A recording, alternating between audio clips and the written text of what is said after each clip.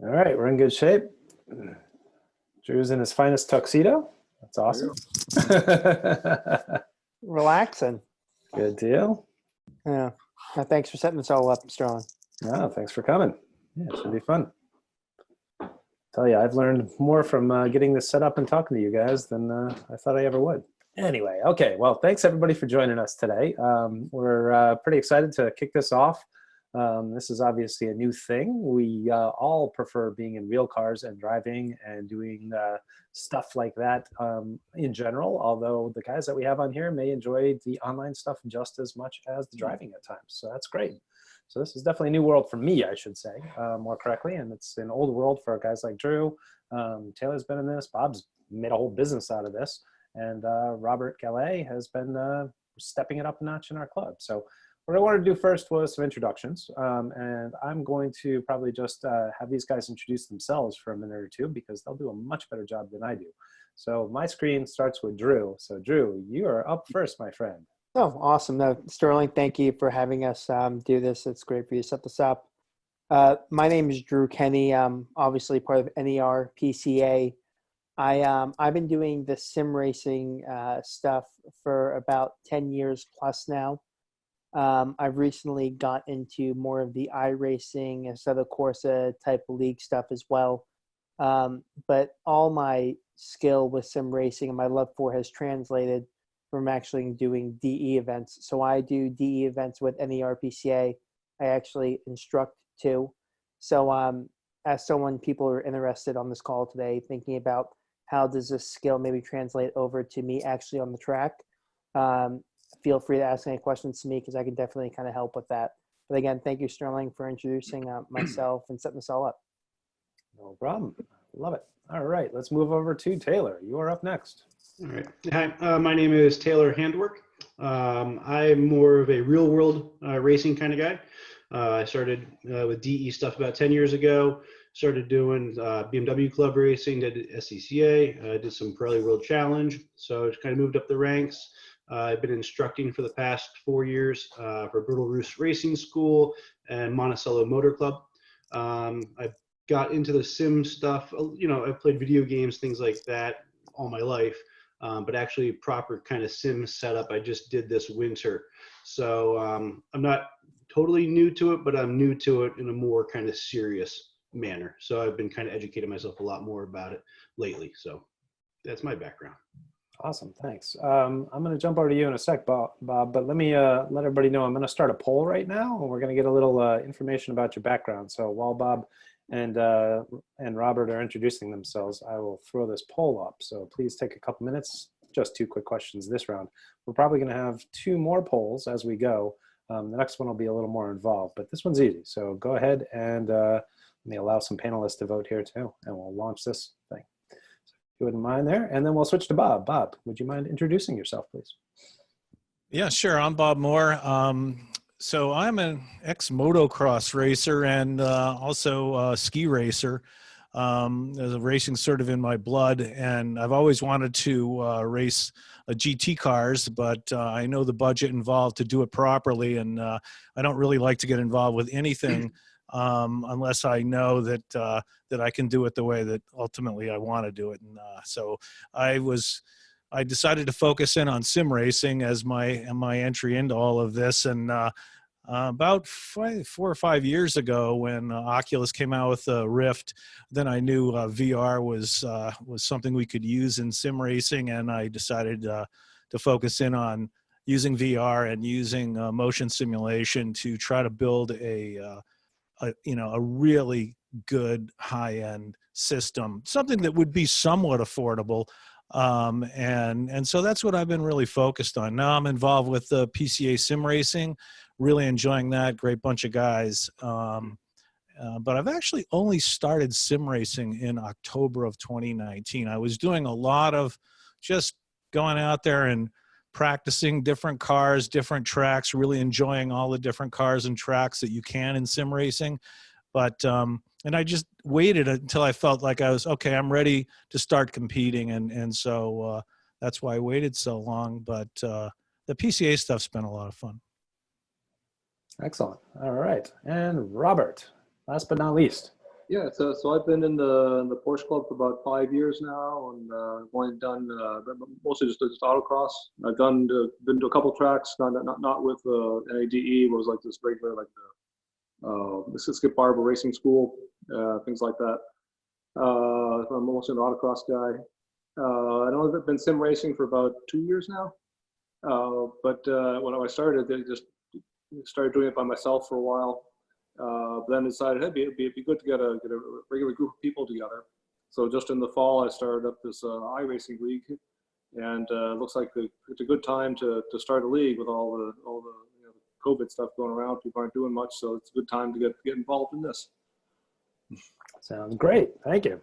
All right, I'm going to share the results of our poll. Thank you, everyone, for jumping in there and giving us a heads up. So I'm going to look through here quick. So first question, do you have any racing rig set up at home now? We have about 61%, so a little over half say yes, and about half say no, 39%. So that's great. So we've got a mixed crowd here. And then the next thing, which is pretty fascinating, we got a lot of DE folks on here. So 67% have done DE. And you can do multiple choices on this, so it's great. So we get some crossover here, but we've got a healthy autocross contingent, a few folks with street only, and the wheel to wheel, we've got 4 people doing that, so that's great. So this is a nice mix. All right, any surprises there for the panelists? No. No. No. Okay. Great. All right. So I think what that tells us, just for everybody who's listening in, we were going to try to figure out what level to kind of shoot at as we were going through here. Whether we wanted to start from kind of bare bones basics, like what do I do, or get a little deeper into it and assume everybody had a bit of a setup. I think since we have a bit of a mixed bag here, I think we probably should cover at least the summary of the basics, in terms of hardware and things of that nature. We have a poll about all that stuff. But I think what we want to do is probably spend a little bit of time on that. So of my panelists here, let's see, I know, Drew, you've been in this forever. Taylor, you have some fresh experience getting set up. Bob, you're super deep in this world. And Robert, how long have you been, have you had your sim set up and doing the iRacing stuff? It's about 2 years. 2 years, okay. So I'm fairly new to it. I think I'm more of an enthusiast than an expert. okay, so let's start, let's see. Let's start with Drew and kind of get a better sense of how you got started and where you're at these days. Then we'll switch to Bob and then Taylor and then Robert, if you wouldn't mind bat and clean up again, that would be awesome. Sure.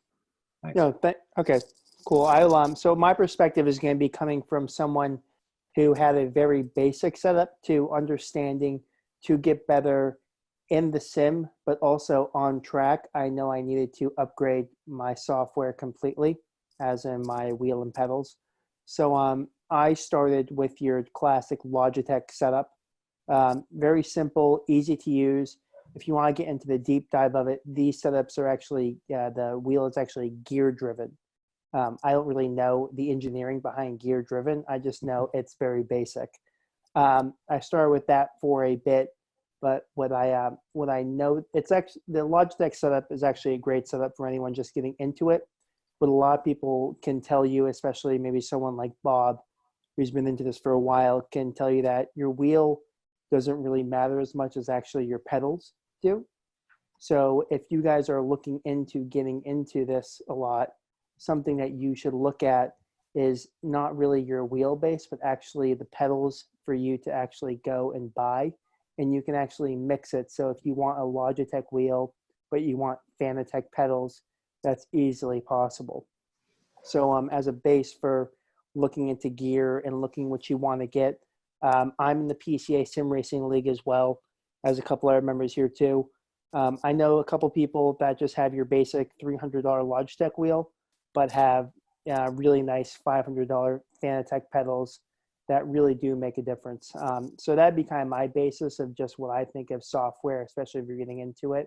In gear, I say your steering wheel something, but I think your pedal setup is really what's going to make you a better driver. Did you want to talk about what makes the pedals bad or better than others and things like that? Yeah. Do you want to get into maybe a little bit about the force feedback of a pedal itself and whatnot that kind of pertains to? Sounds good. Yeah, let's give it a go. load cell, etc.? Yeah, do you want me to give a? Yeah, please, please, please. Yeah. So I guess that there are a lot of, I think almost all wheels now are force feedback. It used to be you could buy some really inexpensive wheels that weren't, but I certainly wouldn't get one without a force feedback. But with the pedals, I think at least from the, as far as I know, the most important thing is to get a brake pedal with a load cell. So that it's really how hard you're pressing down on the pedal determines how you brake, rather than just it's where on how far are you going down. It's so that makes it a big difference, at least from my perspective. I'm not sure if there's other important things to look for as well, but those are the two things I'd recommend. Agreed. Gotcha. Bob Moore, what do you think on that? Well, I think there's a lot. This is a very complex topic. There's an awful lot to cover here, but let me just give you a sort of my quick take on this. So I started out with Fanatic Club Sport as my wheelbase. Fanatic makes a really great line. It's a great company. I've had very good luck with service and everything else. They stand behind their products. The Club Sport is a belt-driven system. Feedback is actually quite good. All of their wheels you can pretty much upgrade, except for the really low-end stuff, to essentially their direct drive, their podium stuff. So that's really nice. And that was very, very good. I mean, I was happy with that for a while.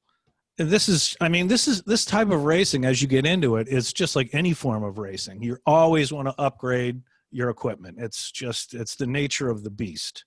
And I'm sure everybody that's ever raced understands that. I started out with the Club Sport pedal set, which is really it's a fairly inexpensive load cell pedal set. But I'm now running the Husingfelds, which is a much more high-end pedal set. And the primary reason for that is there's a lot more adjustment in the Husingfeld pedal set, spring rates.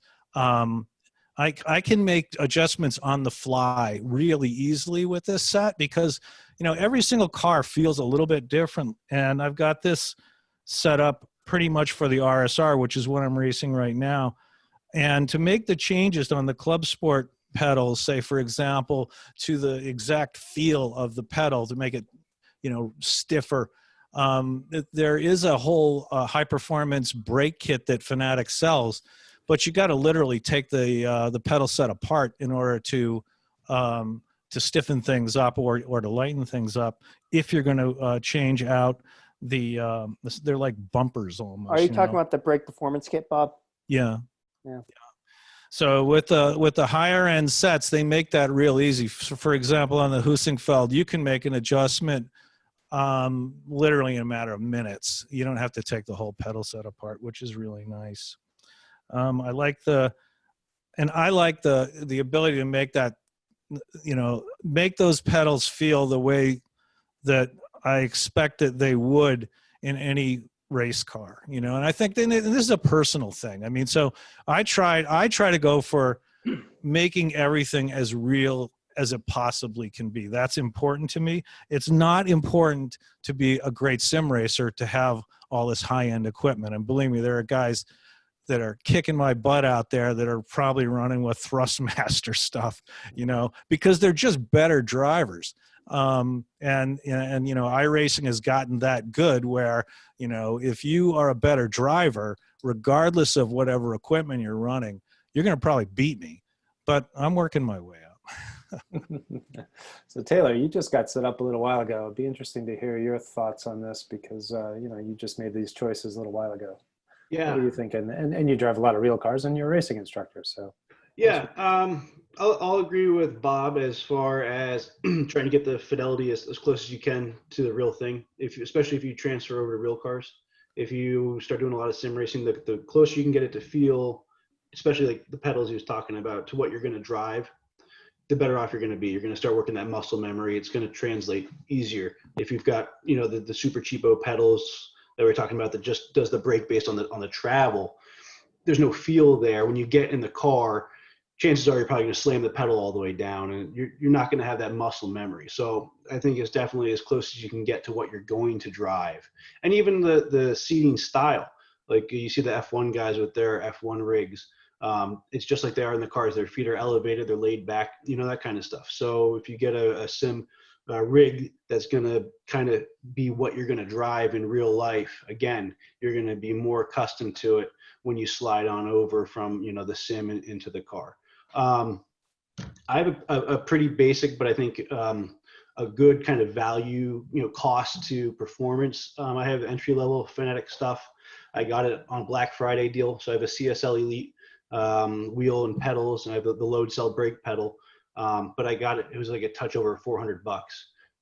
Right now, if you try and buy everything I have, I think it's like $750. So they had a smoking deal going on. And the rig that I have, it's a triple monitor setup. I learned a lot going through that. I've gone through 3 different sets of monitors already to find the ones that were actually the ones that I wanted. Fortunately, Amazon has a good return policy, but you know, it's quite the learning curve. And YouTube's been very helpful. There's a lot of good stuff and bad stuff, but you can usually weed out what's junk and what's good. But if you take the time to learn and kind of educate yourself, it's not something that should scare anybody away. It's definitely doable and learnable. And if you're competent enough to get in a car and drive, you're competent enough in life to own a Porsche, you should be smart enough to figure out this sim racing stuff. So I think for everybody who's on the fence on about whether or not they should get into it, it's not rocket surgery, as one of my friends would always say. Can I add to that real quick, Sterling? Yeah. Let me just, I'm going to launch a poll here as well Yeah. around equipment. And while I'm launching that, and hopefully you'll all jump in here and give us a little info about what your setup is at home. And then I'll hand it over to Drew here. All right, Drew. I think as this, right where we're going into it, I think something when you're getting into this that you should really focus on is what rig do you want your pedals and wheel and maybe shifter to be supported by?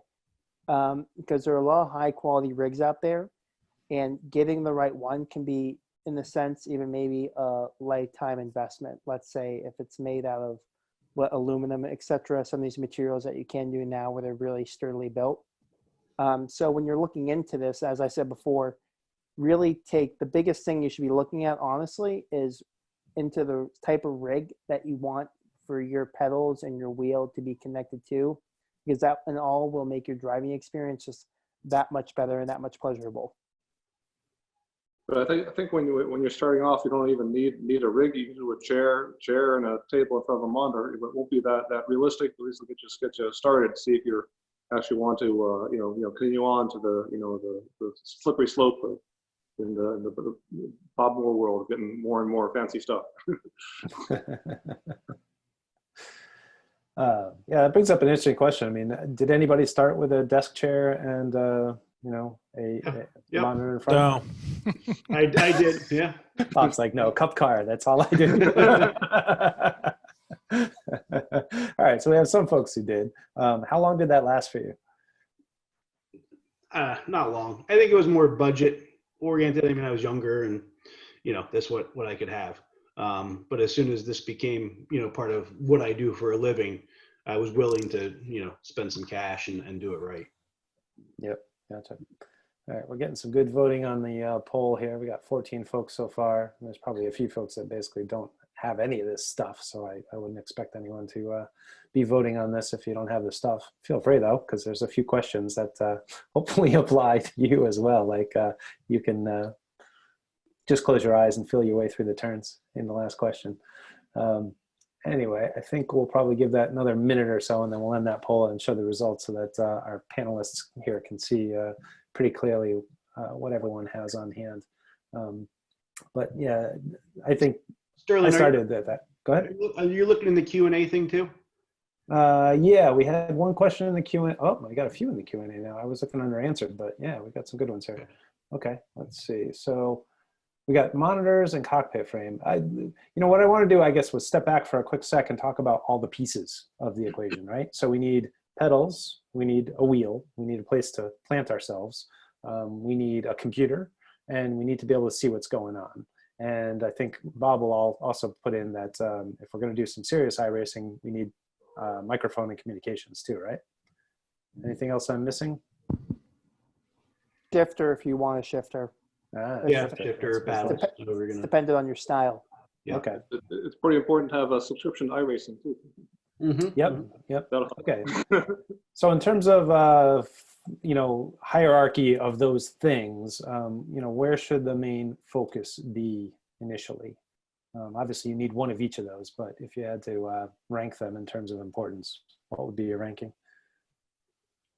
I think the computer you can get away with starting lower because if you're smart about your computer purchase, it'll be upgradable. So if you buy a computer that has a motherboard that can, you know, handle certain chipset, you can upgrade your graphics card if you need it. You can go for, you know, all that. I think the computer is something you can kind of start lower. And I think things like iRacing, you don't need crazy like the stuff for it that you need isn't, you know, super high end crazy gaming capabilities. So I think the computer is kind of the place you got to be, you know, spend money, get a quality setup, but be smart about what it is. Like if you go buy some type of like Dell or something, a lot of like the big companies, they use proprietary parts and you're kind of stuck.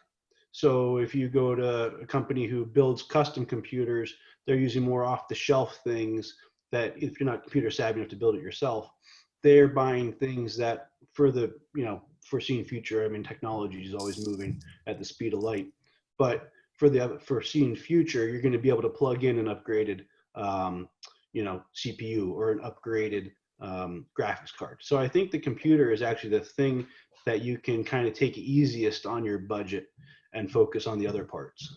And I think also if you look at if you go to the iRacing website, they have like a, you know, like it's like a getting started section. They actually have like a little button you can press to see, you know, it'll check the capabilities of the computer and see if it's up to snuff. Yeah. So it's quite possibly I whatever. hit the button and it said you're running a Mac. You're out of luck. I didn't like that. The VM. Well, I think that I think that the most important thing is to really sort of look inside of yourself and say, well, what am I going to be happy with? And because I don't really care what it costs. It's like if I'm into something and I'm not happy with it, then it was a waste of money. So I think a lot of this has to do with, look inside yourself and say, well, how serious am I, in everything I do in my life? And, I know the way I am. And so I don't even bother like saying, well, let me go low end here because I know I'm not going to be happy. It's just, and so I say, okay, well, what's going to make me happy? And then, well, what will be the baseline that will make me happy? And that's not over the top. I mean, you can start out with a really, you got to have a stiff chassis. You got to have a decent wheel, and you got to have a decent pedal set. I mean, this is really important. Otherwise, your whole experience really isn't going to be all that good. And you'll kick yourself in the butt later on down the line when you start really enjoying it, and now you got to unload this low-end stuff. So if you buy, like, Fanatic gear holds its resale, like, really well. It doesn't really get beat up at all. I mean, my pedal set, I have one Fanatic pedal set that's probably 4 years old. It really looks pretty darn good. There's not a lot to wear out there. And so I think that spending a little money on a decent pedal set and on a decent wheel, and I think that's really critical. And I think you got it, like I said, look inside, know yourself, know what you're going to be happy with, and then establish a budget and then go on from there. The other thing you really need is a good stiff chassis. You got to feel comfortable in that chassis too. So not that it's going to cost you a fortune, because it isn't, but they're all different and they all feel a little bit. There's a lot of cheap stuff out there.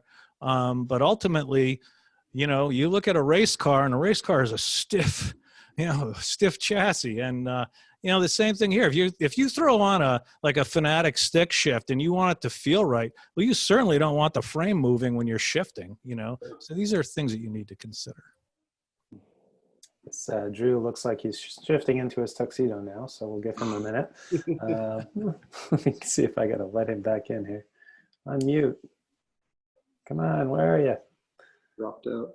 Yeah, we're losing him. Anyway, There was a comment from Nigel Fenwick. I just put it into the chat there around building a rig from PVC pipe.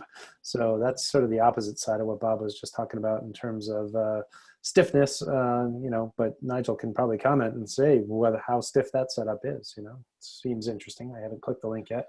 It'd be a little rough with a Fanatic shifter. So he also says he's got a VR setup and monitor on rally driving. He finds the Rift can cause motion sickness. So this probably gets us into monitors. So Taylor, I know you got some viewpoints on monitors that I'm dying to hear. And Bob, you run VR. Drew, we lost. Come on, Drew, where are you, bud? And let's see, Robert, you run VR too, right? So let's talk about monitors and what you see for a minute. Mm-hmm. Who wants to start there? Somebody jump in. I'll start. Sorry, I had to go to the restroom. You didn't take us with you. Come on, dude. I know, I should have. Monitors versus VR. I run VR, and I run a very basic setup for VR. I have a Samsung Odyssey Plus, which is I'm doing some research on into VR setups. It seemed that it produced the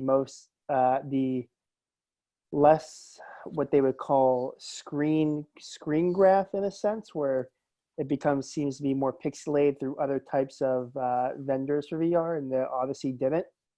And it's also works very well with Windows. So if you have Windows 10 on your computer, what I've noticed from VR is that, and I know Bob can talk about this all the time. The first time I actually did VR was through Bob's setup at the Boston Science Museum, when we did the NER gala a couple years ago. And you get in there and you put these goggles on, and the next thing you know, you're in a different world, and it's something that you've never felt before or seen before.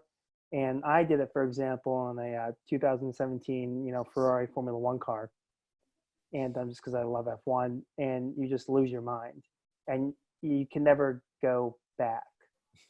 So I would say if you're going to get into this and really enjoy it, and you want to really feel like you're in the car hauling and actually the real life experience, the VR setup is really where it's going to go. And Bob can go even more farther on this subject just because of what he's got over there. Yeah, why don't we flip over to Bob, because you've got a lot of experience both with yourself as well as people coming in and trying out your stuff there too.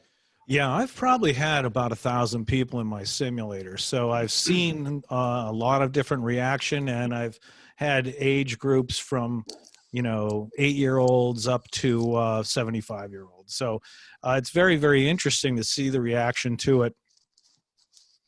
VR is not for everyone. There are a lot of people that get motion sickness almost instantly. It's kind of interesting. So you don't really know if this is for you until you have an opportunity to try it. So I don't encourage anybody to go out there and build a high-end VR setup without coming in and checking it out. I have days here. We run demo days here once a quarter, so you can come on in. We also do. You can also book time in the simulator if you just want to check it out. So you can do that online. Not right now because everything's shut down until like mid-May on that. But I don't, I don't think you should get into it without testing it out first, because it's not for everybody. Currently, there are some issues in iRacing with the Steam drivers. Basically, anything that uses Steam to drive the VR. And that includes the Valve Index, that includes all the HTC Vive Pro, the HP Reverb. They all have got an issue that causes a lot of people to get sick. And if you're interested, you can go up on the iRacing forum and just do a search on it. I just delivered a system to a guy that's really upset with the Valve Index, and I don't notice this. So this is something that doesn't bother me because I have like 4 years of VR under my belt. It doesn't bother me at all. I mean, I can be in VR for hours and hours at race pace. But there are a lot of people that it really bothers. And so the only headset right now that is not affected that I'm aware of in iRacing, and this is only in iRacing, is the Oculus stuff. So if you have any sensitivity to motion sickness, be careful. That being said, it's a software issue. iRacing is aware of it, and it will be resolved, I hope, very, very soon. But it's definitely has something to do with the Open VR SDK, which Steam puts out and is used by all these different vendors. VR is all encompassing. When you put that headset on, you are there. I mean, it's incredible. It's a complete escape. I was racing last night. I was running at Road America with the PCA, and I was there. And that's the thing about VR. It's like once you do it, and you're comfortable with it, then you'll never go back to triple monitors, no matter how nice they are. I've got a real nice triple monitor set up here. I don't know if you can see it. I'll see if you can. Can you guys see that? Ooh. So yeah, so you'll notice the VR headset's sitting right up on top. That's a Valve Index, and that's what I use. But I put those triples there for people that come in that just can't deal with it, and we never know who it's going to be. I mean, I've got guys in their 70s that are ex-racers that love it, and so you just never really know, and that's kind of the way that is. Let me do a quick switch over to Taylor too, because you got to set up with triple monitors. You went through what, 3 rounds of monitors before you picked out your final set. So give us a little sense of that. Experiential learner, expensive learner. There was a lot more to it than what I figured to start. There's a couple things I learned. So the setup I have, it's a GTR sim. It's a fine sim. It's nothing crazy. But they have the monitors pretty far away. They're actually where the pedal, actually beyond the pedals. And the stand that came with it, it says it only supports 24-inch monitors. So that's where I started. I started with 24-inch monitors and set really far away. So the monitors I started with, they were not high, they were low-end monitors. Philips, they were only 60 hertz. They were IPS, which was nice, but it just did not work with the capabilities of my graphics card. A really nice, it's a RTX 2070 graphics card. So I was able to pump out really high frame rates, and the monitors only being at 60 hertz was basically kind of like the bottleneck of my system. So I get screen tearing, a lot of kind of weird stuff. So what I did next, I got rid of them, and I figured 27-inch monitors would fit based on how the 24s were. So I got these really nice LG ones. They were G-Sync. Some the NVIDIA cards, they have things called G-Sync, and it matches the frame rate of the refresh rate of your screen to the frame rate of your graphics card. So that's also something you need to know, is it's a 144 hertz monitor, but that not only is that important, but the window, the hertz window that it can run in, because your graphics card's always going to change your frame rate. It's going to adjust up and down. So some monitors have a small window and some have a bigger window. So if all of a sudden your frame rate drops to 60 frames, what's your monitor going to do? So the G-Sync was able to mesh these together.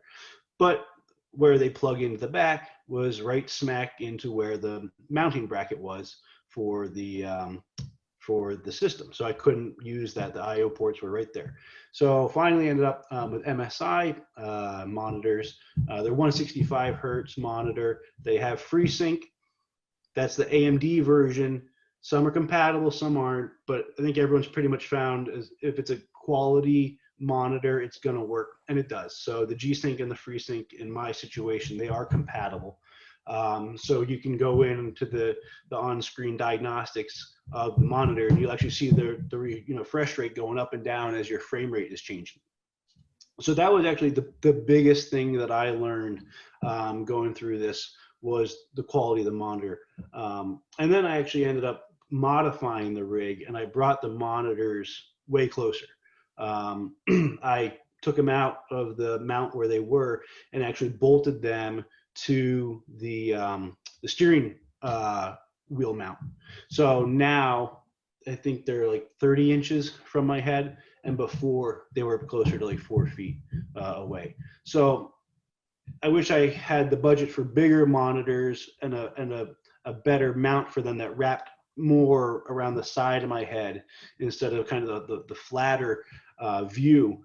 But I learned about moving myself in the car back without adjusting my field of view. So my field of view is set the way it's supposed to be set based on the iRacing equation. And then I was able to go in and move the camera back in the seat. So I was able to get a little bit wider view without messing with my field of view. That was a huge thing that I learned, because I'd actually screwed up my field of view to get a wider view of the world, and it was definitely goofing with me. So once I learned about changing the point of view versus the field of view, that's actually made a very big difference in how I'm driving, I think, as well. For anyone who doesn't know, that's Grayson's son upstairs running up and down chasing the dog. So if you hear that thumping noise. Yep, he did not nap today. He's been a handful since like 3 o'clock. So it's. So anyone who's got a beer at home, pour one out for Taylor. He's got a 3-year-old at home. It can last all night, as far as I'm concerned. Around 9:30 is when he goes to bed. So. Drew's helping you out. He's pouring one out for you, my friend. Anyway, just didn't want anyone to think Taylor was nervous, like pounding on things. He's not. He's not. The poor guy has got to sleep with that.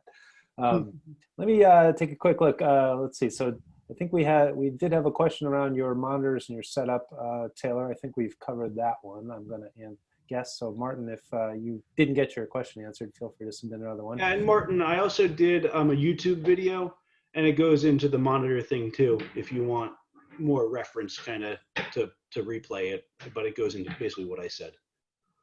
Yeah, we haven't talked too much about cockpit frames so far. I mean, Bob Moore, you build those things, so you certainly know a ton about that world. And you build static and motion, so it might be interesting to talk about motion for a quick sec. Yeah, sure. Let me text somebody. No, that's fine, Taylor. Don't worry about it. This is real life, guys.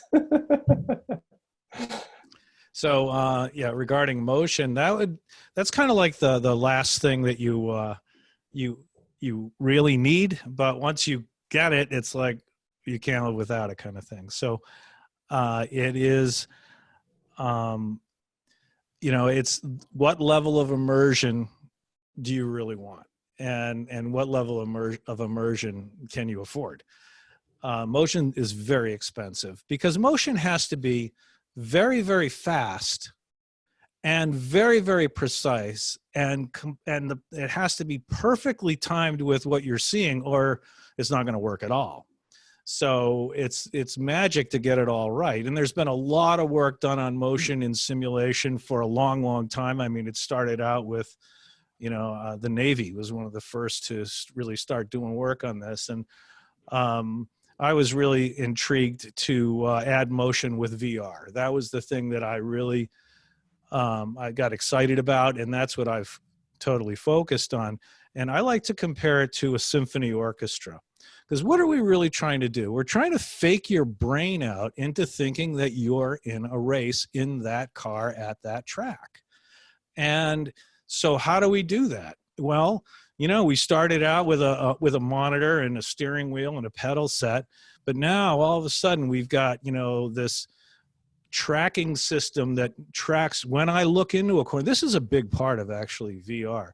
And my lap times in VR are significantly better than they are using monitors, because I look into my corners. I look ahead, I look into my corners, and that's what I see. And I'm seeing things in 3D.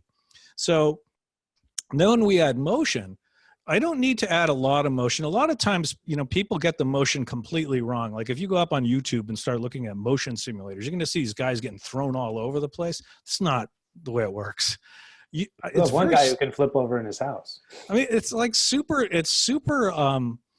not much. You don't have to move. Your brain buys into the fact that you're heading into that corner in VR. I mean, there's no question about it. So subtle movements, fast, subtle movements are what really make a difference. Now in my rig, one of the things I really wanted was I wanted the car to be able to step out. I wanted to feel the back end losing traction.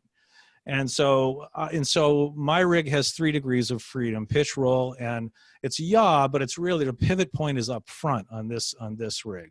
So, you know, when the 911 starts to step out on me, I can feel it. And that just lets me respond maybe a little bit quicker. But the immersion is pretty amazing when you add motion with VR, and it's really precisely tuned.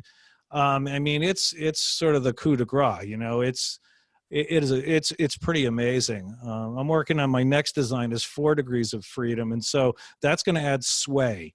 And what sway is going to do is when the car starts to slide, both wheels, you know, your front and back sliding, you're going to feel that. And then you're going to be able to feel understeer and oversteer, you know. So, I mean, right now you can feel the oversteer, but you know, it's funny, like I don't have the heave motion, because the heave motion, that is the up down motion. That means I have to pick the whole platform up, and the platform weighs about 400 pounds. So you can imagine trying to pick the whole platform up with the cockpit, with the driver in it. You know, you got to lift up like 600 pounds, and it's got to be super precise, and it can't feel floaty. That's really, really hard to do. And of course, every degree of motion that we add adds more and more and more expense. So you have to be careful. You know, there's only a handful of people out there that are going to spend $100,000 on a motion rig. But there's a lot more that'll go out there and spend 40,000. So we do have a question in Bob that maybe you want to spend a minute on. It's from Bill. He sent it into our chat. He says, what's the price tag on VR and motion?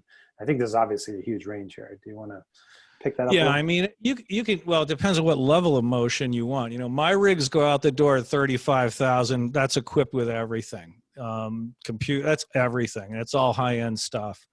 And that's very competitive out there. I mean, there's a lot of stuff out there in the $50,000 range that's 2 degrees of freedom. But you can start lower than that. You can actually get into a 2 DOF motion system with VR for probably around 20. That's about as low as you're going to go.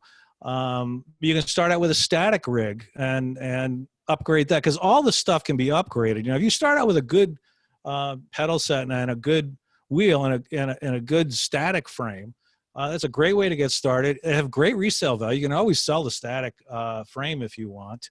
And like in my case, like I like to use the OMP seats, so the seat could transfer. So there's a lot you can do. I mean, if people come to me and say, you know, here's my budget, what can you put together for me? I can normally work something out.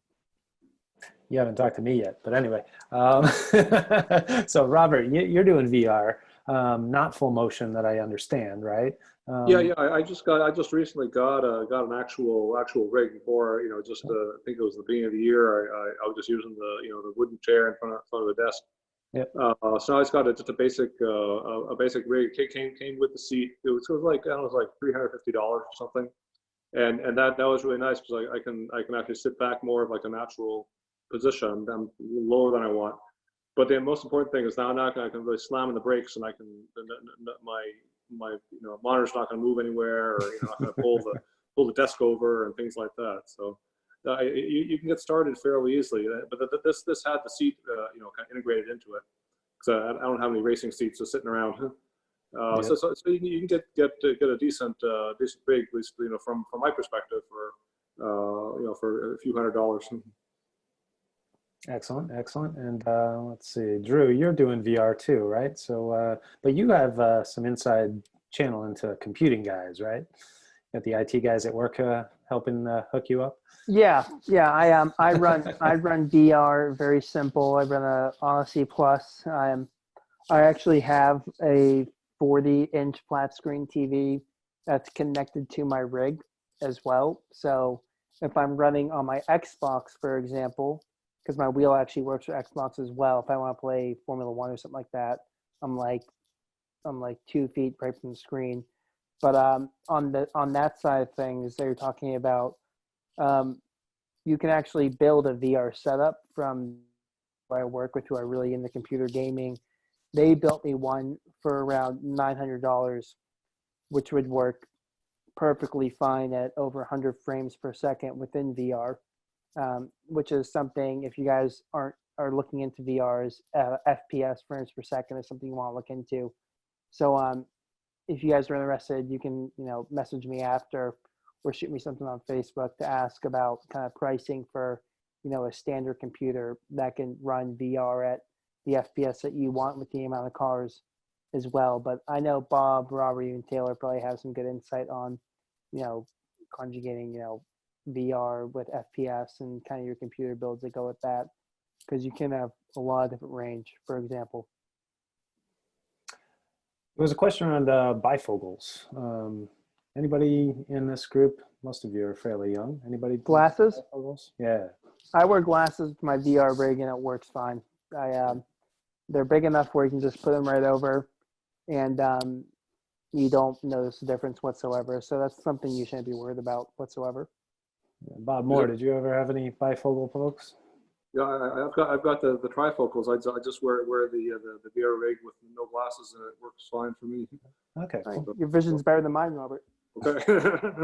I use, so I have progressive lenses, and and the VR headsets are pretty much set up for how you see for distance, right? Because I don't actually need glasses up close.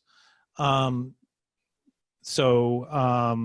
yeah, I wear my glasses in all the headsets, and it's not a problem. Yeah. You'll have to try that. Maybe we'll see better. There's a detailed question here around, does iRacing work with Oculus Quest and a link cable or virtual desktop? I don't even understand the question. Anybody get that? I think I understand the question, but I'm not really sure. I haven't been using Oculus for a while. I got a little upset with them when their earpieces kept failing and they wouldn't repair them. So, Gotcha. So we moved on. Anybody have any ideas on what a good static frame is?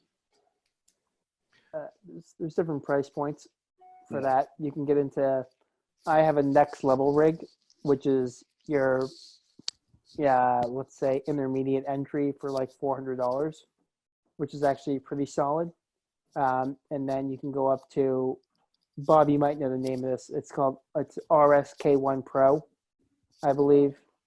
They have rigs called, it's called like 30 something, or there's a term for it. It's like 3090 or 3060 rig, or 2080 would be the specific term, where you can actually build your own rig and spec it out and just get aluminum parts sent to you, and you just build it yourself for like $600-700, and it'd be a lot more solid than my rig for the extra $200. I think the important consideration with chassis is, what are you going to mount on it? So if in fact you're going to mount you're interested in a direct drive wheel, well, my Fanatic Podium direct drive wheel, the base alone is 33 pounds. So, if you put that on a rig that's not too stable, you're going to have some issues with that. And also the shifter, if you're going to use a stick shift, or you're going to use a handbrake, you've got to have a pretty stiff rig. Otherwise, you're not going to be happy, So there are a lot of good rigs out there, though. You just do a little research. I use, actually, in my rig, stuff from a company called R-Seat. They're in Bulgaria. Super stiff chassis. They make a number of them. And they're not really all that expensive. I mean, they're typically, when you equip them the way you want, you can get into those rigs for like $1,500. That's what I was talking about, Bob. That's what I meant to say, R-Seat. Yeah, R-Seat. You can go on their website. They have some really nice stuff. I use one of their chassis that I modify, and that's what goes on top of the platforms that I build for motion. And the reason that I chose that was because it's so stiff, and it can handle, a significant load that you're going to throw on it for sure. So originally I thought I was going to have to build my own. It's what I call the upper chassis of my rig. But actually, here, I'll show you. I've got an R-Seat static. Let's see if you can see it. Yeah, you can see it right there. So that's one of their static chassis right there. It's a nice chassis. All right, let's, I'm getting a little bit of feedback from folks that we spent a lot of time on kind of basic setup and equipment and stuff, and rightly so, I think, to a degree, but getting more into kind of the iRacing setup and, you know, the actual series and stuff like that, I think, why don't we try to switch over to that for a sec, actually for the rest of our time here, if that's all right. So I know, Robert, you've got the group set up. So could you take a minute to kind of describe what you've set up and how that's going? You mean the what I'm doing with the leagues? Yep, the league for the club. Yeah, well, I guess when you first get into iRacing, there's a lot of different ways you can drive. So the simplest thing is just that you do a test drive where it's just you alone on a track, and you just go as long around as much as you want, and just to get used to the car and the turns, and try to figure out all the apexes and all the other where you want to lift and brake. Then after that, there's I guess public races, where if you have you start off as a rookie, and there's I think there's then you go to like a D class, C class, and A class. There's probably, I don't know if there's a pro or something, but there might be. I'm not anywhere near that. But based on your experience and how safely you drive, you can progress up the rankings. And the races basically that they start off with some practice time, where it's driving around with all the people on the track. Then there's a qualifying where you see how fast you can go around the track. And then based on that, you're set up for the start for a race. And the league that I'm hosting, we run the Skip Barber cars. It's like the one that's the small open wheel cars, and we just do the road courses. If you want, you can do the oval races as well as dirt. We haven't done that. I'm not sure if other folks here have ever tried those. That's kind of the summary of what it is. If anybody else wants to chime in. Yeah, let's Well, see. I can certainly talk about the PCA series if you'd like. Yes, please. So the PCA has a sim racing league. Any member of the PCA can join it. It's grown tremendously. I've been involved since, let's see, I think my first race with the group was in October.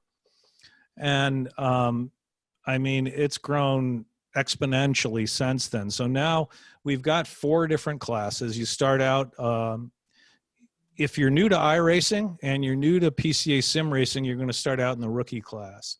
If you have an I rating, and those of you who iRace know what I'm talking about, you're going to be put into a specific class related to your I rating. So, we've got the rookie class, the sportsman class, the club class, and the pro class.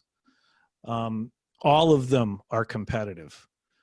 I mean, it's amazing the level of competition that you see out there. Now, the way it all works is there's quite a bit to it. If you go up to the PCASimRacing.com, there's a few things up there to help explain what's going on and how to get started in this whole thing. But there's really a lot to it to be competitive.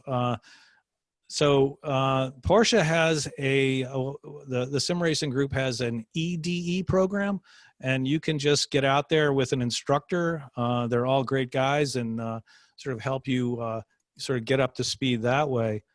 But I found that there's an awful lot you need to learn about, iRacing setup, how you're going to handle because we all have to do pit stops in the PCA.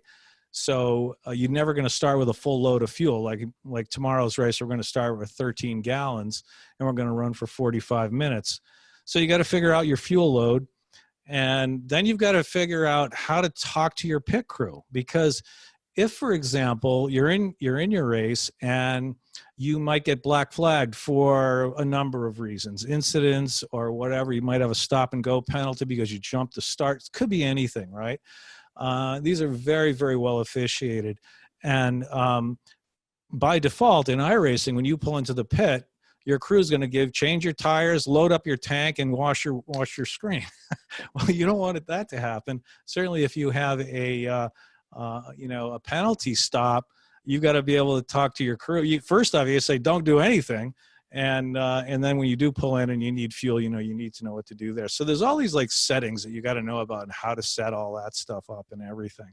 I think I'll probably do a video on that at some point, like soon, because I have one of my customers who I've worked with for the last like 3 months on getting up to speed here, and there's just so many little things you have to set up properly, like your radio, your communication channel. PCA Sim Racing uses a service called Discord for when you're running your practices and when you're running and after the race, if you want to communicate with everybody. And then during the race, we use iRacing's chat function, I guess you'd call it, or it's the iRacing radio. So you got a transmit button mapped on your wheel, for each of those. And you got to know how to map your pit speed button and all this stuff. So there's all this stuff you got to know. It's fun, but you got to know about it in order to set it up so you're comfortable, And there are typically the way a race day works is in the East Coast, they're always late. My practice will start at 9 p.m. often. My practice will start at like 8 p.m. We'll run for like an hour, maybe even 2 in practice. You're out there with, other competitors. They're laying down some good lap times, and you're sitting there in awe going, "Oh, am I so slow? How can that guy be 2 seconds a lap faster than me?" But they are. And this is going to determine ultimately your qualifying time. So once practice ends, it ends, and then you go into qualifying. Now you're the only car out there on the track, and it might be a 10-minute qualifier, it could be a 15-minute qualifier. You're going to have the three fastest laps. Whatever your fastest lap time is in there determines your spot on the grid. You go out on the grid for the race. All of this sort of happens automatically. It's sequential. It just happens in iRacing. And so, all of a sudden you find yourself in 26th on the grid and scratching your head why. But and so now you have to do one lap that is your out lap, and you're just all lined up. So it's a rolling start. If you touch anybody at all in that, you're going to get I think it's a 1-minute penalty now. And even in the first lap, if you even touch another car, you're going to get black flagged for a 1-minute penalty. We had too many wrecks going on. People just getting overexcited at the start, and so that's a rule it's called the orange law or something like that. But it's really helped to just sort of, you got to get the race going, and so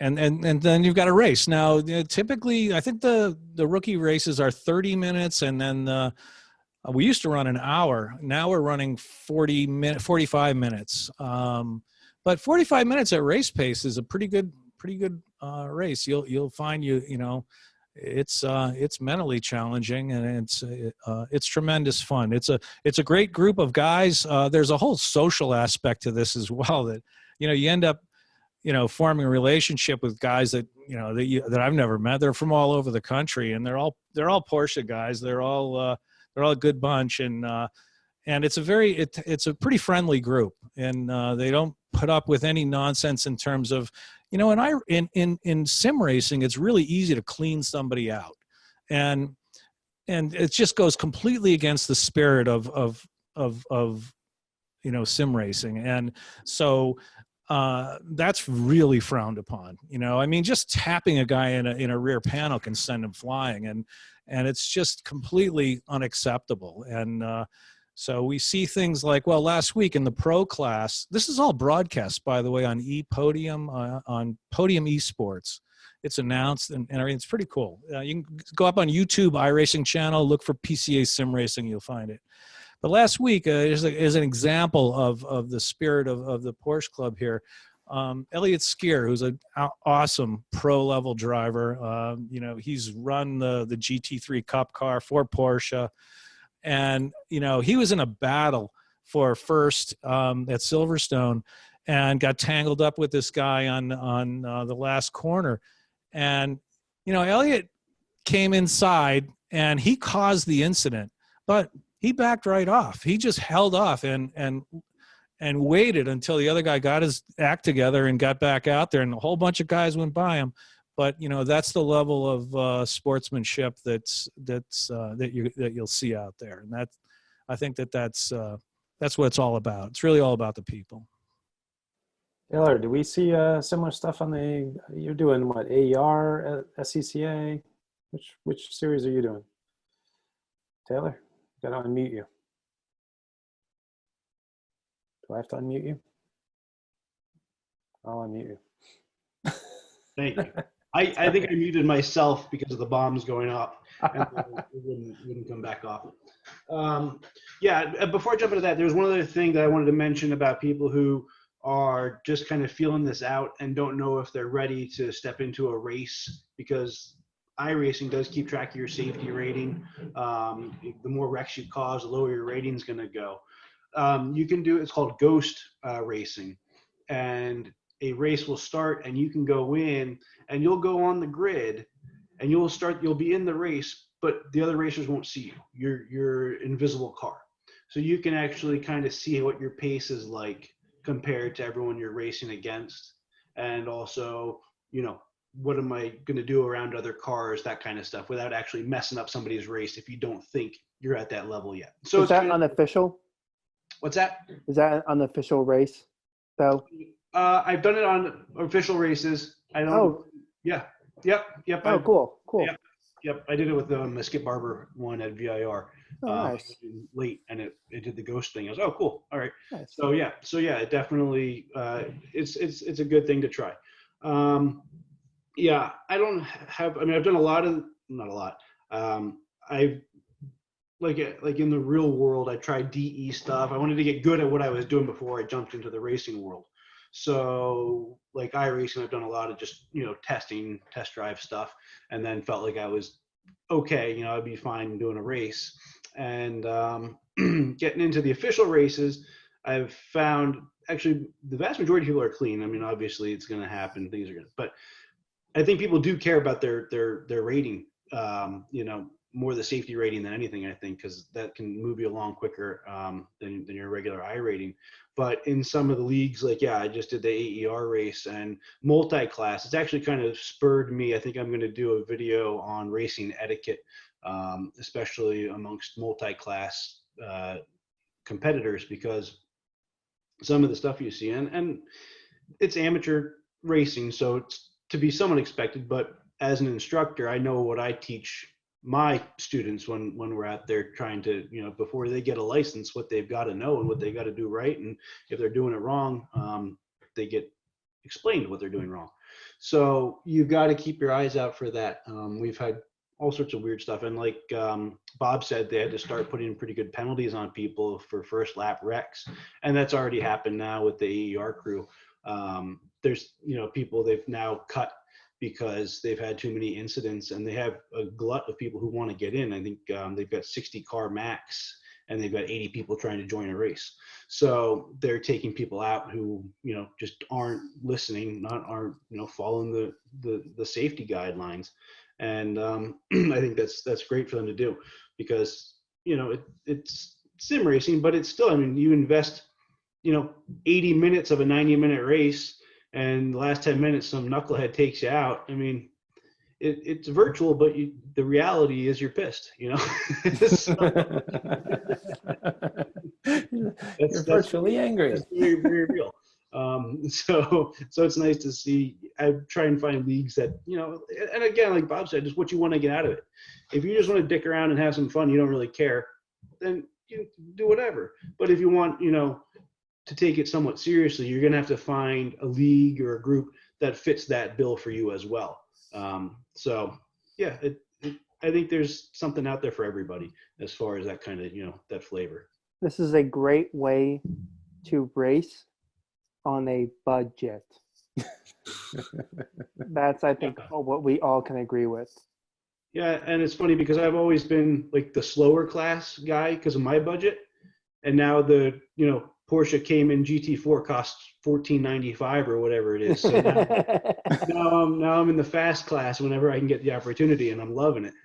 Yeah. Oh, yeah. As Taylor said, if you guys don't know, iRacing, when you subscribe to the game, it's like a Netflix or Hulu or Amazon subscription. You pay a monthly due, but then also they give you a set amount of tracks and cars.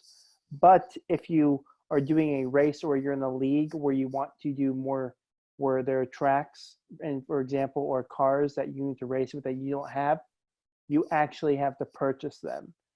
And cars, for example, are around 11.95, That's right, 11.95. Yeah. and then tracks are between 14.95 to $20, depending on the size, etc. If you don't have any tracks, for example, you're doing a league. I didn't have any tracks for this upcoming PCA sim racing season, so I'm in the hole for like, I don't know, 60, $70 for the season. But now I own these tracks forever, let's say. So that's the only thing people don't really know about iRacing, is that you do have to pay money monthly, and you have to pay for cars and tracks. But once you buy them, you're done with it. So it's not really that bad if you look at it like that. Can you pause your subscription to iRacing if you're not doing it for a while, or you got to keep Yeah. that up? I've done that. I took a big long gap, and all my stuff was still there. And that's another thing that people need to know is, if you're not familiar with it, your real name is out there. You can't hide behind an alias.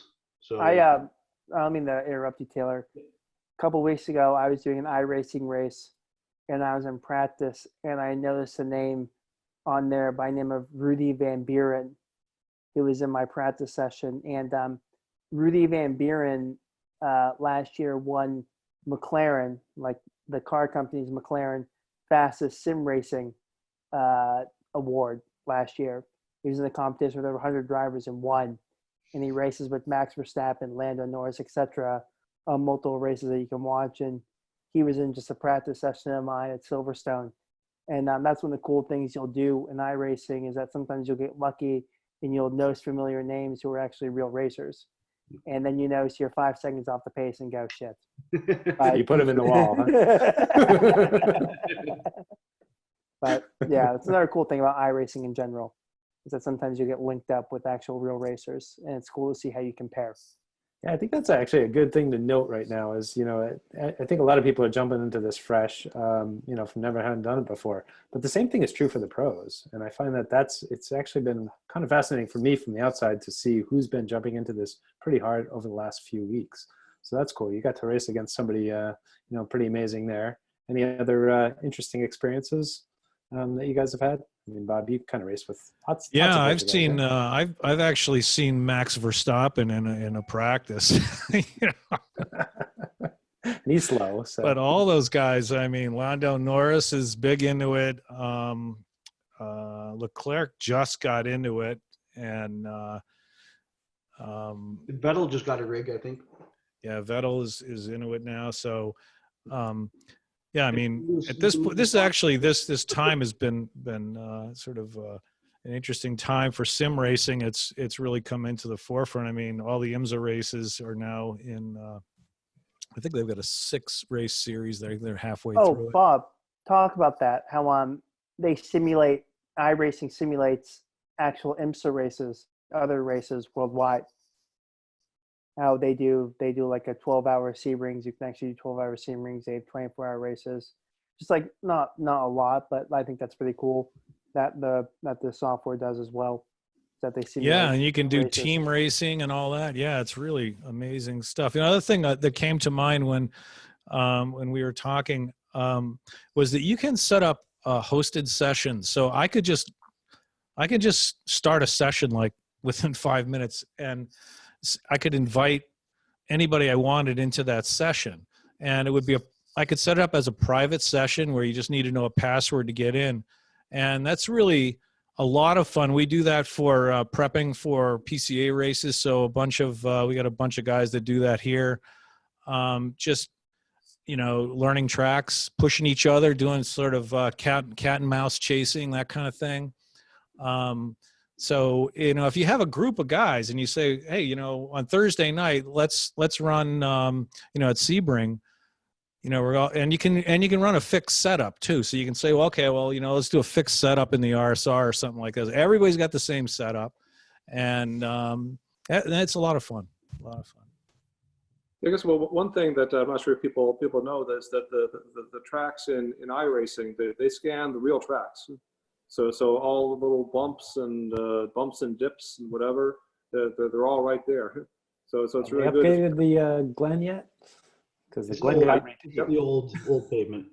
Yeah. old pavement. Okay. And GIR is still old. Some of them are still the old. Yeah, the oak tree is still there. Yeah, oak tree's still there. That's runoff. It was funny. I did a race there, and I was like, "Holy shit! I don't have a lot of the runoff I expected out of certain corners." But Well, it's a good way to get familiar with a track that you're going to be going to. Just to get familiar with, you don't have to learn it on your first few laps out there. You kind of understand what's really going on there before you head out.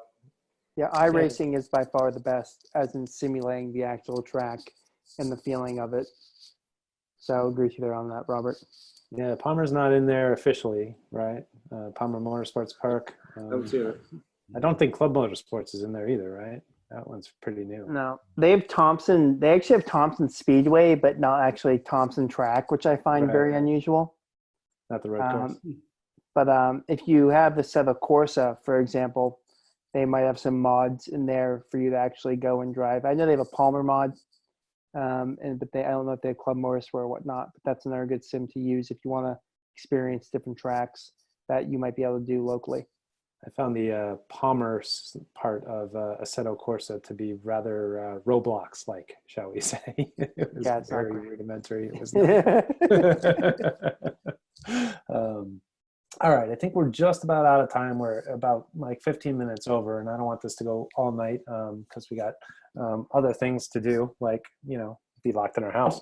But anyway, I definitely want to say thanks to all you guys for all your time tonight. There's a few other questions that we didn't get to, but I think the big question that I saw at the end, which was great, was, are there any other videos or any kind of setup guides for iRacing? So what I think I'll do is I'll ask my panelists to send me a couple emails on some of that stuff, and I will send out an email to everybody who came on to the webinar tonight, and we'll get that info out to you as a follow-up.